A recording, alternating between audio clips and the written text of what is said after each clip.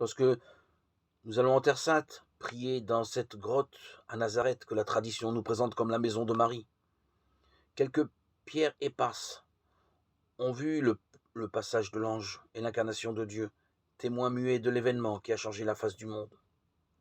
La jeune fille de Nazareth est vierge, mais elle sait qu'elle ne pourra trouver sa vie qu'en la donnant. Sa virginité n'est pas le signe de son enfermement dans une citadelle imprenable. Elle est une disponibilité offerte à la puissance de Dieu. Il y a un lien entre son silence et sa virginité. Le silence pour que retentisse la parole. La virginité pour qu'elle devienne épouse, pour que l'Esprit Saint la prenne sous son ombre. La Vierge s'est gardée pour pouvoir mieux se donner. Elle doit répondre à la parole de l'ange, qui ne lui pose pourtant aucune question. Le monde entier attend sa réponse, afin que nous soyons libres. Et c'est elle qui questionne l'envoyé de Dieu, afin que son corps soit l'engagement plénier de toute sa liberté.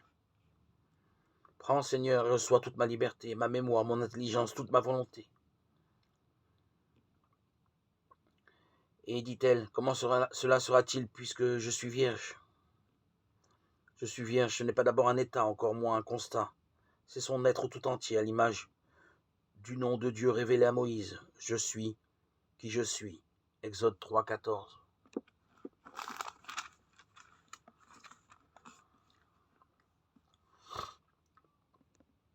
La réponse de l'ange est une nuée lumineuse, une avancée en eau profonde qui la conduit dans un abandon plus grand encore. L'Esprit Saint viendra sur toi et la puissance du Très-Haut te prendra sous son ombre. Luc 1, 35. Marie est une femme de foi, et la foi est une lumière suffisante pour avancer, trop faible pour saisir toute chose. Que tout m'advienne selon ta parole. Verset 38.